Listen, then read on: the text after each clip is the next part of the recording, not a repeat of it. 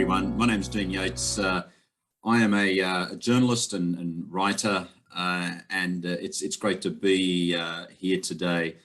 I'm going to talk about moral injury and journalists and my own experience of moral injury, which goes back to my years reporting overseas with the international news agency Reuters, and how I came to, I guess, understand that what I was going through was both PTSD and moral injury. For me, I had been working as a journalist for quite some time overseas. I'd spent a lot of time in working in Southeast Asia. I had covered a lot of traumatic events. I'd covered the Bali bombings, the Boxing Day tsunami in Indonesia's Aceh province. I'd had a number of assignments to Iraq, a lot of natural disasters. I had a year in Jerusalem, but it was during my time in Baghdad in 2007 when I was the bureau chief for Reuters, height of the Iraq War, that I guess was really the critical time for me in terms of the impact on my mental health. And this was a time when I'm sure a lot of you will recall the US had invaded Iraq in 2003. By the time 2007 came around, early 2007, Iraq was essentially in civil war. The violence was off the charts. Car bombs would rattle the windows of our office almost every single day. It was hell on earth, and it was a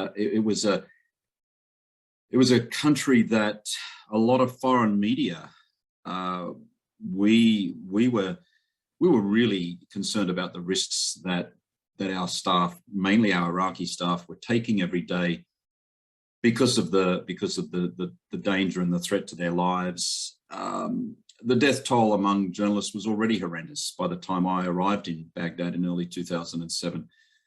I think nearly 160 journalists and media workers had already been killed by then. But this was the world's biggest story. We had to cover it. There were 130,000 troops in Iraq.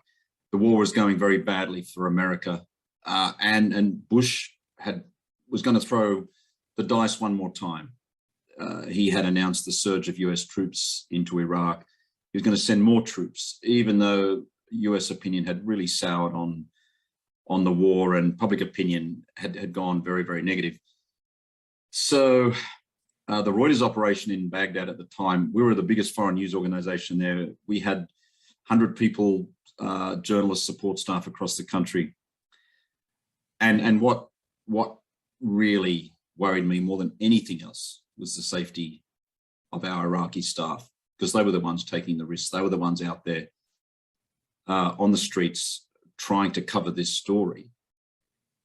As a foreigner in Iraq, I spent most of my time behind blast walls, behind these gigantic concrete blast walls that sort of enclosed our compound where we lived and worked. It was relatively safe. It was the Iraqi staff who were taking the risks. And during those initial months of the surge, the violence just got worse as US troops deployed into Baghdad. The insurgents fought back, Al-Qaeda fought back, and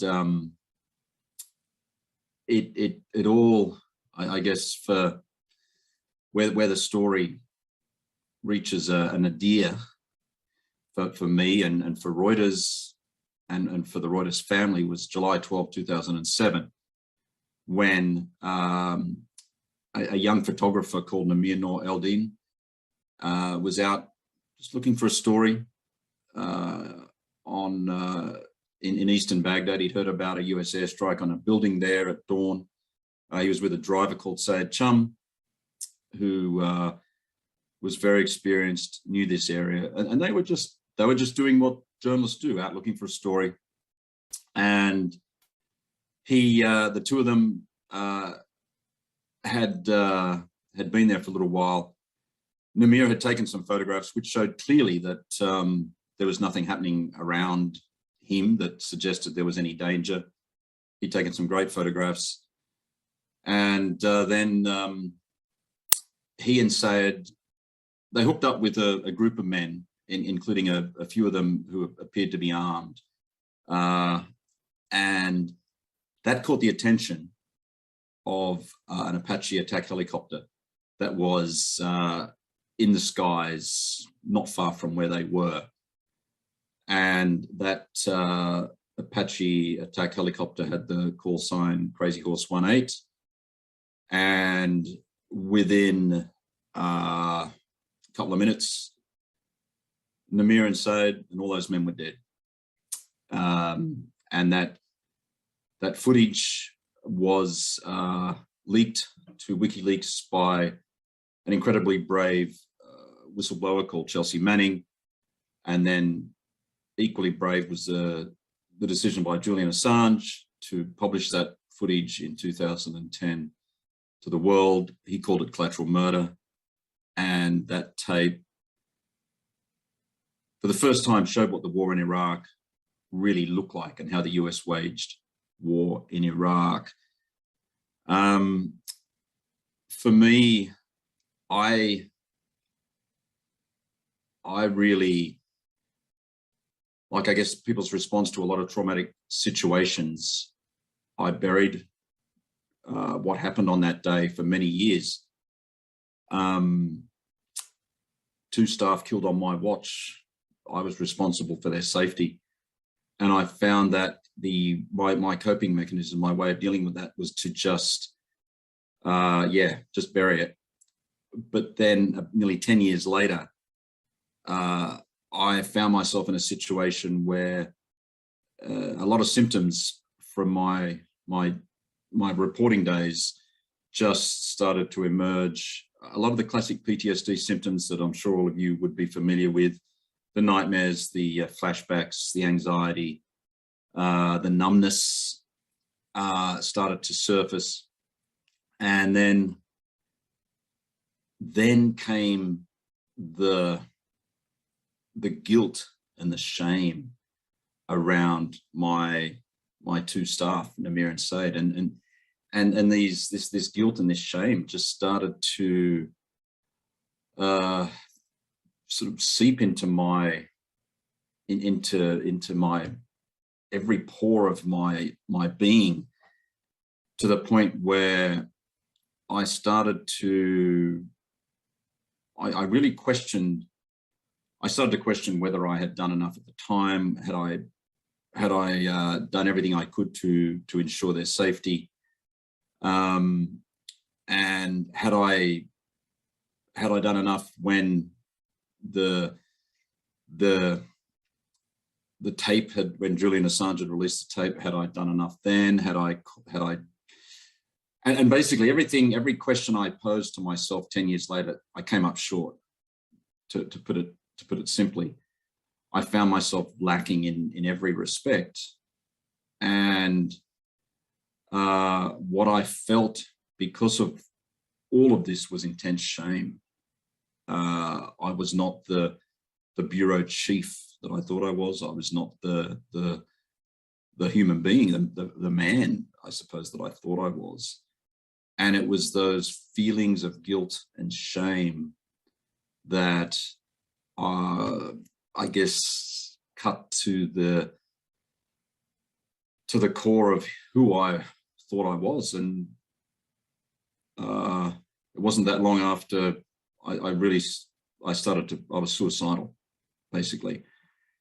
And it was at this point that my wife stepped in and said I needed help, and I needed help quickly. And we live in Tasmania, which is not great when it comes to acute mental health services. So she said, you need to get help in a psych ward, and you need it quick. And so it was arranged for me to go to the Ward 17 psychiatric unit in Melbourne, which is where a lot of veterans and first responders are treated. And so I had my first admission there. But before I went, I had a colleague who reached out to me, who'd also worked with me in Baghdad. And he said to me that, he said, you know, yeah, PTSD, a lot of us are struggling with PTSD, but he said, have you heard of this thing called moral injury? And this is like August 2016, and I'd never heard about it. But I looked it up. I Googled the term, and I saw that one of the things about moral injury was that it was how something that you did or you didn't do that deeply transgressed your own moral values, your own moral compass. And it was just like, that was me. I didn't protect my staff. I failed to protect my staff, and as a result, they died. And I just thought, yeah, that's me. That explains why I feel the way I feel. So I went off to Ward 17, and I was all over the place, of course. And it was, and during the 5 weeks that I was there, I actually learned more about PTSD and how that was affecting my whole brain and body, and how it had affected my family and the relationship with my partner. I didn't really delve too much into the moral dimension side of things, probably as much as I would have liked. There was just so much, I think there was just so much going on inside my head at the time, and there was so much to learn. But I had this amazing psychiatrist who'd been born in Tehran, and so, but we spoke about Namir and Sayed a lot. And although we never used the term moral injury, we talked about them a lot, and we talked about my guilt and shame, and she very quickly realized that this was something that I needed to, you know, atone for. I often said this, that I needed to atone for this. She never tried to talk me out of the fact that this was war. These sorts of things happen in the fog of war, and she never tried to say, don't blame yourself, this type of thing. And one day she really stunned me by coming into a session and saying she'd actually gone and watched the Collateral Murder tape. And I was like, wow. And so she knew she'd actually taken that time to go and understand what it was all about. And then I guess toward the end of the admission, you know, I felt I was making some progress, and I was reading, I kept reading stuff on the internet about moral injury and the sort of things that could help. And I came across an article written by, and I won't say who it was because I'll get the name wrong, but it was one of the folks in the States who've been doing a lot of research around moral injury. And they talked about how one of the ways that veterans in the US were able to make some progress in dealing with their moral injury was to write letters to the people that they felt that they had wronged, or that they had harmed, or that they hadn't helped. And so I go in to see my psychiatrist, and I say, you know, I feel like I think what would help is if I write letters to Namir and Sayed. And before I could even finish the sentence, she's getting all animated and excited and saying, yeah, that's a great idea. You know, she said, I feel there are things that you haven't said that need to be said. This could really help you in this journey. Anyway, this is right towards the end of my first admission. So I thought, yep, I'll get home, I'll write those letters, done. Anyway, I get discharged, I get home, and I don't know, I just didn't feel like, I found it hard to, as soon as I got home, I found it hard to write the letters. But at the same time, I bought this book called Adaptive Disclosure, which I'm sure all of you have, many of you would have read, heard about, by Brett Litz, one of the pioneers on moral injury research, and some of his colleagues. And so I read his book, and I thought, yeah, this is really helpful. You know, maybe I can get my psychologist in Launceston to work with me on this. You know, let's try and customize his book so that I'm able to find a way of, you know, we'll work out a treatment for myself that can help. But outside the Ward 17 environment, I was just finding it really difficult to talk about and address this issue. And each time my psychologist would try to talk about it in the mirror and said, I was just avoiding the topic. And I think it was just because I wasn't in that safe psych ward environment. I really found it hard to go there. And so fast forward 7 or 8 months later, and it's getting close towards the 10th anniversary of the deaths of my staff. So it's May, June 2017, nearly the 10th anniversary. And I'm really starting to go downhill mentally. A lot of those symptoms are starting to get worse again. And my partner, Mary, says, okay, I think, you know, I really think you need to go back to Ward 17 again, and to be in the psych ward, you know, to get through the anniversary. And it just sort of, and at the time I'm thinking, oh, you know, what have I got to do to get through this, to get to grips with this, with the hold this event has on me, the deaths of my staff from 10 years ago. What have I got to do to be able to move forward in my life? And I felt I'd only just been given this, I'd only just been made the mental health advocate for Reuters, like the previous month. And I thought, how's this going to look? You know, I'm back in the psych ward. You know, I was thinking the wrong way about all this, when in fact, going back to the psych ward, you know, showed that it was actually showing that I was reaching out and getting help as opposed to being a negative, but that wasn't how I was thinking.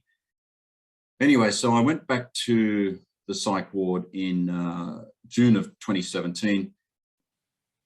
But before I went, I was on the plane to Melbourne. I was making all these I was making notes, you know, what are the things I need to do? And I'd been reading some books by people like Ed Tick and Jonathan Shea, people who've really explored the whole concept of moral injury and the soul, especially how it relates to veterans in the United States. And so I was sort of thinking, you know, do I need to undertake some sort of healing journey? Is there something I need to do that will help me, I guess, get to the other side of this pain that I'm going through?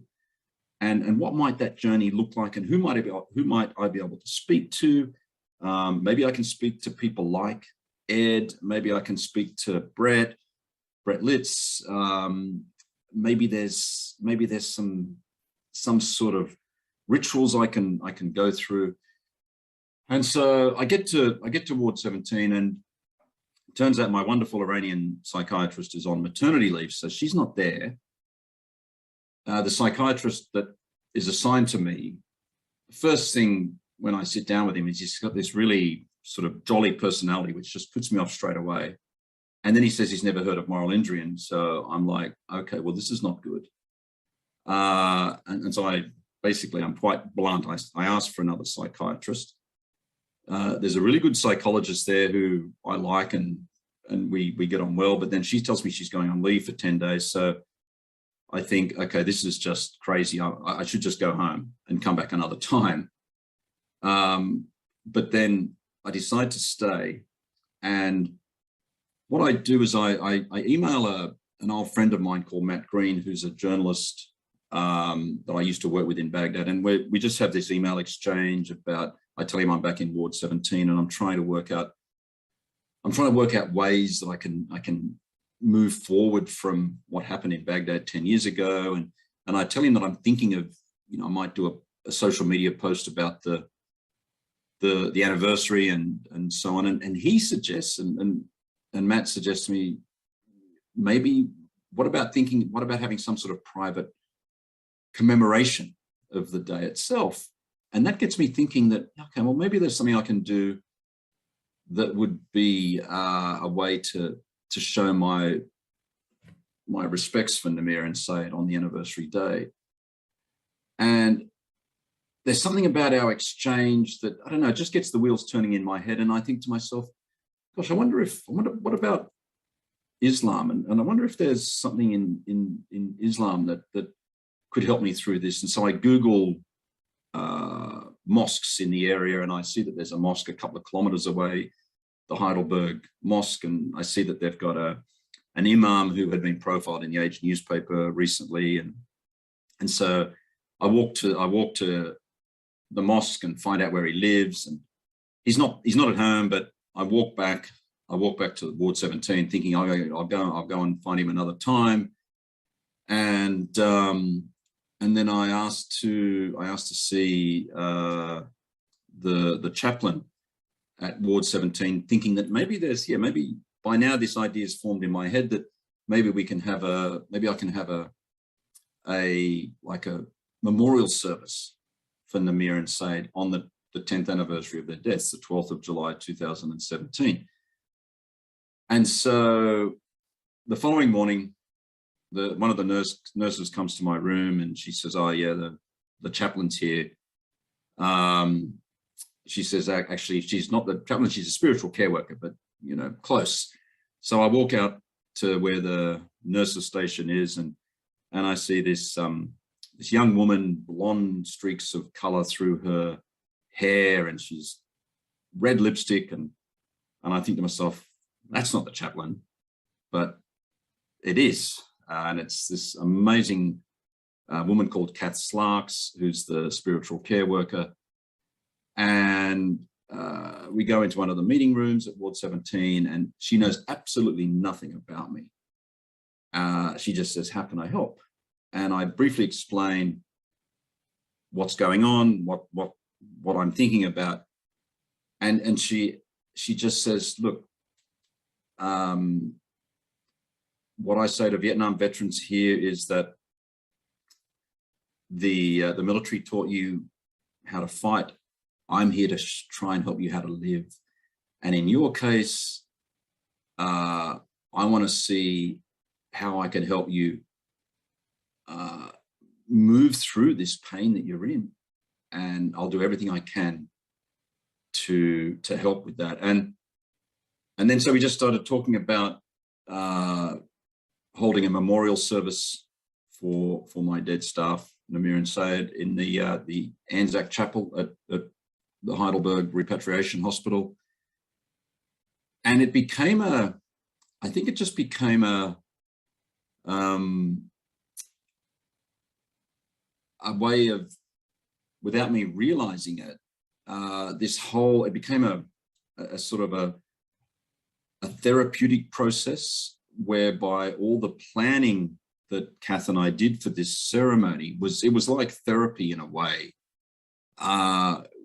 We sat down and we worked out, okay, so we're going to have candles. Kath said, what are the readings we'll have? I told Kath that I was writing a letter. I'd actually finally gotten around to starting to write this letter that I'd always wanted to write to them. I asked her if she could get a Muslim prayer mat for me, which she said she could. My partner Mary had sent me some little blue wrens that would represent the souls of Namir and Said. We talked about what we're going to put on the altar, and so it was all a way of we were bringing together symbols of Christianity and Islam, and I got some photographs of Namir and Said framed, which we're going to put on the altar as well. So, and then at each stage we talk about the progress we'd made. I finally tracked down this imam, and I went and spoke to him, and he was amazing. He was born in Egypt, and he was completely unfazed at this, this middle-aged journalist knocking on his door and talking about collateral murder and what had happened in Baghdad, and said, so I said to him, what can I look for in Islam? How can I find forgiveness and peace in Islam? And he basically said, he tried to say, look, this was all preordained, it was the will of God and so on, which sort of reminded me of what I'd heard in all those years I'd worked in the Muslim world. And so I said to him, can I come to the next Friday prayers and just sit in the court, with the faithful? And he said, you're absolutely welcome to do so. And so I did that. And it was just, there was just something really, really spiritual about sitting there in that courtyard of the mosque, because there were too many people to actually just fit inside the mosque itself. And so a lot of people were sitting on mats just outside, and just sitting there hearing the call to prayer and just being with Muslims when they were praying, because I'd lived in the Muslim world for a long time. I just found that something so peaceful and spiritual about that, that it just, I guess, reminded me of Namir and Said, and reminded me of the wonderful times that I'd had in the Muslim world. And then a few days later, the time for the ceremony came around, the 12th of July 2017, and I remember that morning, one of the nurses saw me. I'd just woken up, and she said, how are you feeling? And I said, I'm a bit nervous, and she sort of said, well, what's the worst thing that could happen? And I said that, well,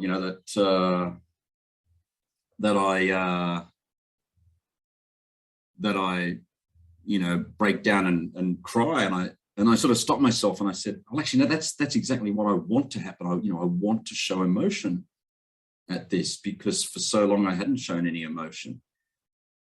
And then, so I met Kath at the chapel, and we went through I read my letter. She did some readings. I was able to ask Namir and Said for forgiveness. I was able to ask them to forgive me for not protecting them, for not keeping them safe. And at the end, after I finished reading my letter, I was thinking, why am I not crying? Why am I not feeling something?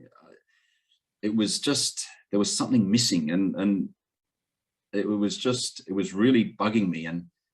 And then Kath, she had some hot oil, and she put the sign of the cross on my forehead, and then she got me to put my hands in a wooden bowl, and she poured cold water over them. And this was right at the end of the ceremony, and I think for some reason I just felt myself being transported back into it's like being transported into the Tasmanian rainforest. And I thought, it was almost like that moment was a lifting of the burden that I'd carried for 10 years. That dunking of my hands in that cold water was that lifting of the weight. And then we blew out the candles that we had on the altar, and the smoke from those candles, as I watched the smoke rise into the air, that smoke sort of symbolized my guilt and my shame disappearing.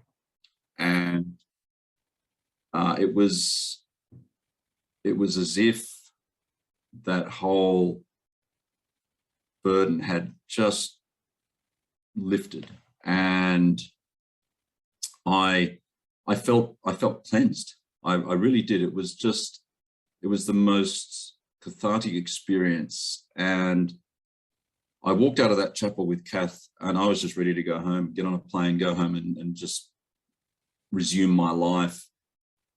That was nearly, it'll be 5 years in July. And I honestly can say that it's been I have not felt burdened by the deaths of my staff since, because of that ceremony.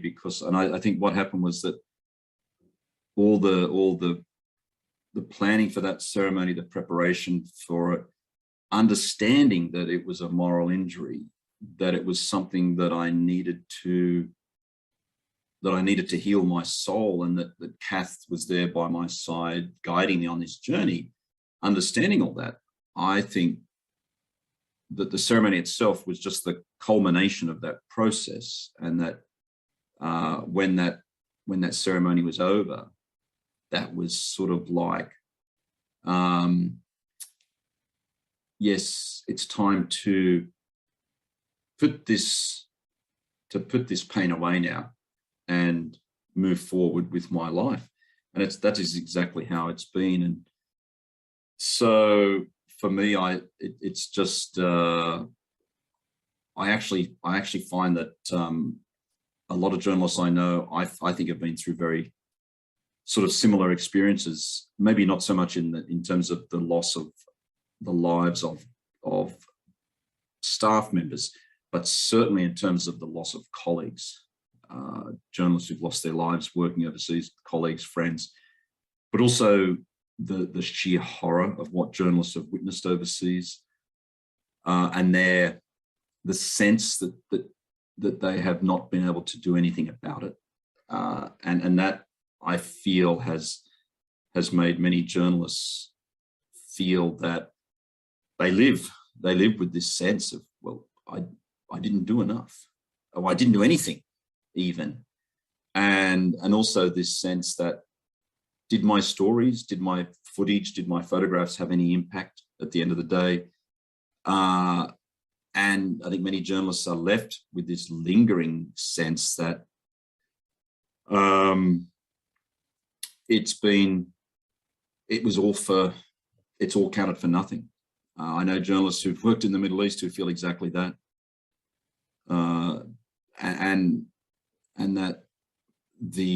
and so they're left with this sense that journalism for them has just been something that has taken a great toll on their lives, and what they saw was just a lot of suffering and a lot of death as well, for which those places they went to are no better than when they first went there, and that there's just continued injustice and suffering without any positive outcome.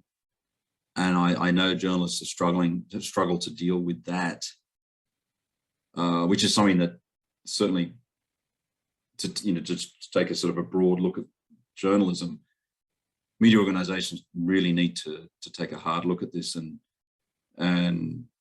work out and just make this something that is discussed more broadly, because a lot of journalists are suffering as a result. My goodness. I mean, I was transfixed, Jane. Like, what a storyteller. And you did say to me you didn't think you'd be able to take up the half an hour. Well, we've done more than half an hour. So thank you. I have a question which I'm sure is on everybody's mind. There's, well, two questions actually. During your story, you're on a search to solve what's going on for you. It's almost like you've got access to medical help and the best psychiatric support. But there was something that was driving you to say, there's more than this going on for me. Would that be how you felt? Because once you saw moral injury, it's like, that resonates with me. Yeah, no, absolutely, Kathie. And it was I think part of it was the journalist in me, right? I just had this journalistic obsession to find out what was wrong with me. What was it that had made me so sick? And I just wasn't satisfied with what I I wasn't satisfied with the PTSD diagnosis. And I think as a journalist, when you get onto a big story, you just have to keep peeling back those layers. And for me, this has been the biggest story of my life, trying to work out, trying to unravel this whole trauma dynamic that has upended my family, really upended my whole life, my whole family.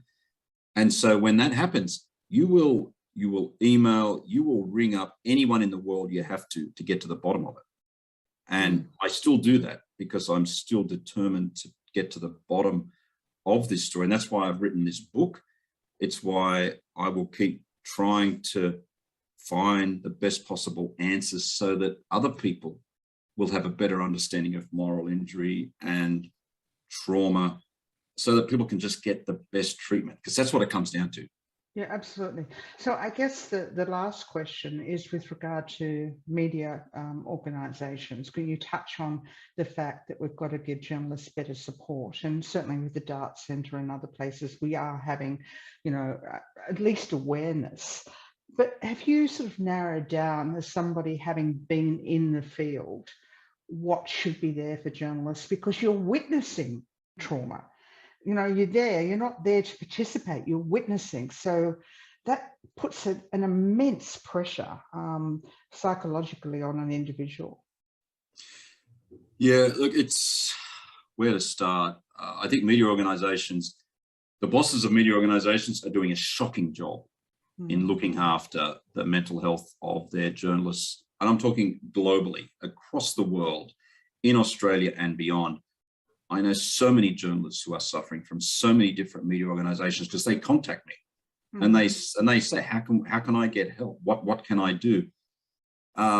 It makes me so angry to see so many of my colleagues in distress, suicidal, unable to work, too afraid to put their hand up to get help because they're afraid they'll lose their job or they will be marginalised and stigmatised. It is unconscionable that this is happening today. In terms of what can be done, it all comes down to prevention. I think at the end of the day, there has to be so much emphasis on prevention and changing the culture in journalist organizations so that journalists feel comfortable putting their hand up and seeking help. And I think to really, one thing that media organizations can do, and it's one thing, is they can make it a stated policy that the career of no journalist will be affected if someone puts their hand up and seeks help. Journalists can make that stated policy, put it in writing. Your career won't be affected if you put up your hand and say you need help for mental health or stress reasons. Just make it stated policy, so that it's absolutely clear that media organisations are going to look after stuff, because that's what journalists are afraid of. Thanks for joining us, Dean. You're welcome, Kathie. My pleasure.